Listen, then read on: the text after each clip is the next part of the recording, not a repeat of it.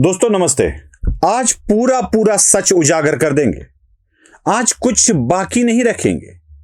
जो भी जानकारी चाहिए वो सारी की सारी आपके सामने दे दी जाएगी। क्योंकि ये जो आंदोलन कॉकरोचों का चल रहा है, इसी आंदोलन के चलते कई सवाल उठाए जा रहे हैं और ये बोला जा रहा है गलती तो हुई है, सरकार से गलती हुई है, धर्मेंद्र प्रधान से गलती हुई है, नरेंद्र मोदी से गलती हुई है और इसी गलती के चलते देश में एक नया प्रॉब्लम खड़ा हो गया है। सरकार की छवि पर असर तो होगा ही। अब इन्हीं सारी बातों पे से पर्दा आज उठा देते हैं। आज सब कुछ सच बता देते हैं। सबसे पहले मेरा एक सवाल है और उसका जवाब आप भी ठीक ठीक तरीके से दे दीजिएगा। कॉकरोच इस शब्द का इस्तेमाल किया गया और उसके कारण यह सारा आंदोलन आगे बढ़ने लगा। कॉकरोच जनता पार्टी की घोषणा हुई और मोदी को गाली दी जाने लगी।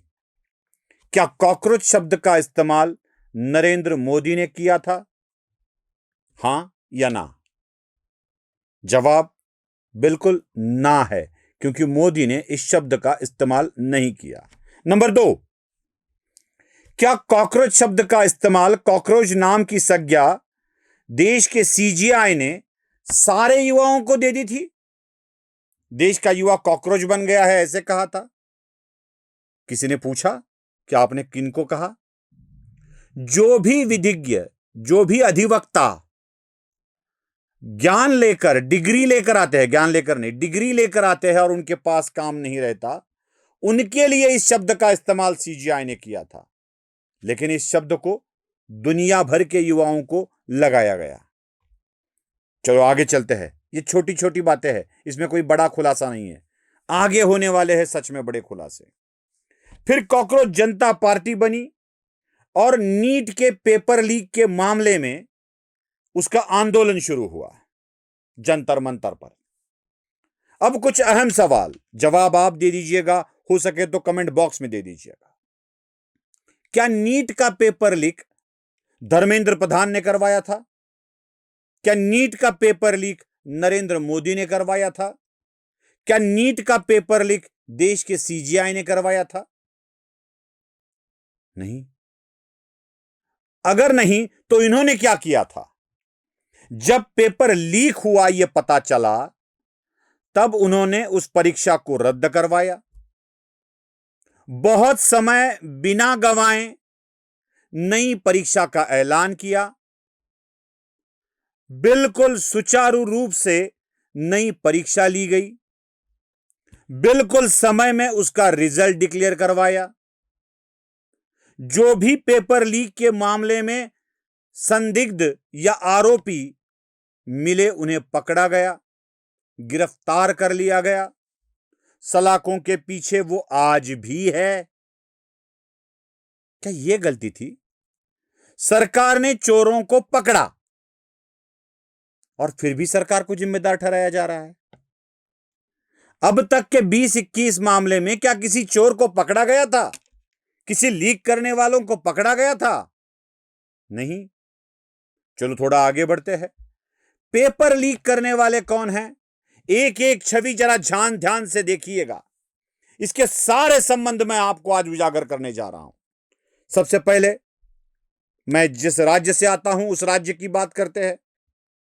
पीवी कुलकर्णी नामक एक प्राध्यापक जो रिटायर्ड है, लातूर के दयानंद विज्ञान महाविद्यालय से रिटायर्ड हुए प्राध्यापक, जो नीट के लिए पेपर सेटिंग केमिस्ट्री का करने का काम करते थे, वो एक नाम आया सामने। उनको गिरफ्तार कर लिया, उसको गिरफ्तार कर लिया गया। उनको क्यों अदब की बात क्यों करना, उसको गिरफ्तार कर लिया गया। फिर दूसरा नाम आया लातूर से ही, शिवराज मोटेगांवकर। यह बंदा वहां पे आरसीसी रेणुकाई कोचिंग सेंटर के नाम से क्लासेस चलाता है। पूरे भारत भर में इसके क्लासेस फैले हुए हैं। इस मोटेगांवकर की गिरफ्तारी हुई, आज भी वो सलाखों के पीछे है। तीसरा बंदा नहीं, बंदी है। पुणे के मॉडर्न कॉलेज की मनीषा मांढरे, इसको गिरफ्तार कर लिया गया। ये और एक विषय के पेपर सेट करती थी। पांचवी व्यक्ति, वह भी महिला है, मनीषा वाघमारे, ब्यूटिशियन का काम करने वाली, ब्यूटी पार्लर चलाने वाली, इस व्यक्ति को भी गिरफ्तार कर लिया गया। आगे वाला बंदा है शुभम खैरनार, इसको भी गिरफ्तार कर लिया गया। शुभम खैरनार पेपर खरीदने वाला और बेचने वाला था। यह सारा नेक्सस मैं आपको बता रहा हूं। फिर बीच में आया एक नया नाम, मांगीलाल बिवाल, मांगीलाल बिवाल, और इस बंदे की भी गिरफ्तारी हुई। फिर और एक बंदा आया सीकर से, उसका नाम उजागर नहीं करूंगा क्योंकि इसी बंदे ने इसको खोला है। सीकर के एक बंदे ने कंप्लेंट दायर करी, एफआईआर करा। क्या एफआईआर करा? कि मेरे बच्चे ने मुझे व्हाट्सएप पे एक क्वेश्चन पेपर भेजा है और उस क्वेश्चन पेपर पर वो कहता है कि मुझे नीट का पेपर मिल गया है, उसका पेमेंट कर दीजिए। और यह गंभीर मामला देखकर सीकर में इसके खिलाफ एफआईआर दर्ज हुई। इसमें पकड़ा गया मांगीलाल बिवाल, जो मांगीलाल बिवार जयपुर से आता है। 15 लाख में उसने पेपर खरीदा था, 15 लाख रुपए में पेपर खरीदा था। और यह मांगीलाल बिवाल बिल्कुल व्यापारी निकला। 15 लाख रिकवर करने के लिए उसने अलग अलग लोगों को पेपर बेचना शुरू कर दिया। क्योंकि मैंने 15 लाख दिए है भाई, तो मुझे तो 15 पैसे मिलने चाहिए। तो अलग अलग लोगों को पेपर बेचने लगा और इसी में यह पकड़ा गया। ये मांगीलाल ने किसकी तरफ से पेपर लिए थे? तो मांगीलाल ने पेपर लिए थे शुभम खैरनार की तरफ से। ये शुभम खैरनार कहां का है? ये फिर महाराष्ट्र नासिक वाला मामला है। नासिक का खैरनार 10 लाख में पेपर खरीदता है, मांगीलाल को 15 लाख में बेचता है। आगे मांगीलाल लोगों को अपने पैसे रिकवर करने के लिए बेचता है। शुभम खैरनार को किसने पेपर बेचा? शुभम खैरनार को पेपर बेचने वाली थी मनीषा वाघमारे, जो एक ब्यूटिशियन थी, ब्यूटी पार्लर चलाती थी। उस मनीषा वाघमारे ने शुभम खैरनार को यही पेपर 10 लाख में बेच दिया। देखो कैसे नेक्स्ट चलता है। और यह मनीषा वाघमारे किसके संपर्क में थी? पीवी कुलकर्णी के संपर्क में थी। पीवी कुलकर्णी के लिए यह काम करती थी, ग्राहक ढूंढने का काम करती थी। पेपर तो है, ग्राहक देने हैं, यह ग्राहक ढूंढने का काम करती थी। और ऐसे कई लोगों को पीवी, मोटेगांवकर और इन लोगों ने अपने जाल में फंसाया हुआ था, जो अलग अलग तरीके से पेपर के क्वेश्चंस देते थे और उसका डिक्ले वो दुनिया के लिए बेच देते थे। अब ये सारे लोग कौन हैं? मुझे इनमें से किसी का भी एक का कनेक्शन राष्ट्रीय स्वयंसेवक संघ, भारतीय जनता पार्टी के साथ दिखाइए, जो बोले वो गुना दूंगा। और मैं आपको एक सच बता देता हूं, मैं ये बार बार कहता हूं कि बिल्कुल षड्यंत्र की तहत ये सब चीजें की जाती है, षड्यंत्र की तहत।